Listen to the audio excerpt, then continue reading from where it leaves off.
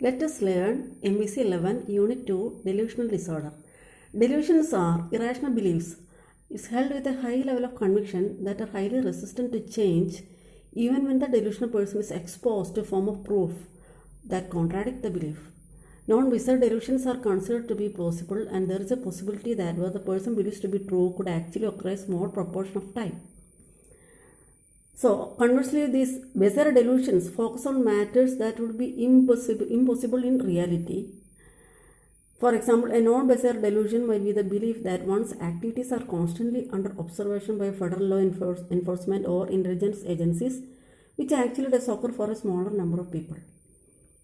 By contrast, a man who believes he is pregnant with German Shepherd puppies holds a belief that could never come to pass in reality. Also, for belief to be considered delusional, the content or themes of beliefs must be uncommon in the person's culture or religion.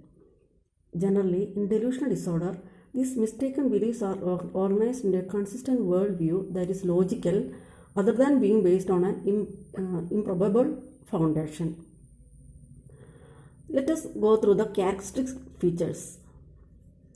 Unlike most other psychotic disorders, the person with delusional disorder typically does not appear obviously odd, strange, or peculiar during periods of active illness.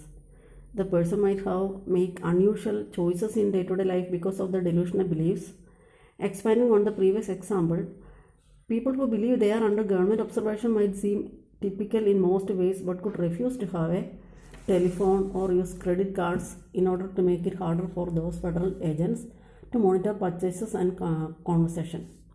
Most mental health professionals would concur that until the person with the delusional disorder discuss the areas of life affected by delusion, it would be difficult to distinguish the sufferer from members of general public who are not psychiatrically disturbed. And the distinction of delusional disorder compared with other psychotic disorders is that hallucinations are either absent or occur infrequently. The person with the delusional disorder may or may not come to the attention of mental health providers. Typically, while delusional disorder sufferers may be distressed about the delusional reality, they may not have the insight to see that anything is wrong with the way they are thinking or functioning. Regarding the earlier example, those suffering delusion might state that the only thing wrong or upsetting in their lives is that the government is spying, and if the surveillance could cease, solve the problem. Similarly, the people suffering the disorder attribute many obstacles or problems in functioning to the delusional reality, separating it from their internal control. Furthermore, whether unable to get a good job or maintain a romantic relationship, the difficulties would be blamed on government interference rather than on their own failures or omissions.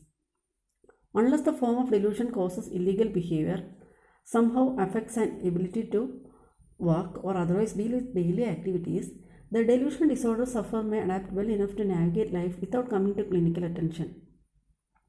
When people with delusional disorder decide to seek mental health care, the motivation for getting treatment is usually to decrease the negative emotions of depression, fearfulness, rage, or constant worry caused by living under the cloud of delusional beliefs, not to change the unusual thought themselves. Delusional disorder, previously called paranoid disorder, is a type of serious mental illness called psychosis, in which person cannot tell what is real from what is imagined. The main feature of this disorder is the presence of delusion, which are unshakable beliefs in something untrue. People with delusional disorder experience non-bizarre delusion, which involves situations that could occur in real life, such as being followed, poisoned, deceived, conspired against, or loved from a distance. These delusions usually involve the misinterpretation of perception or experiences.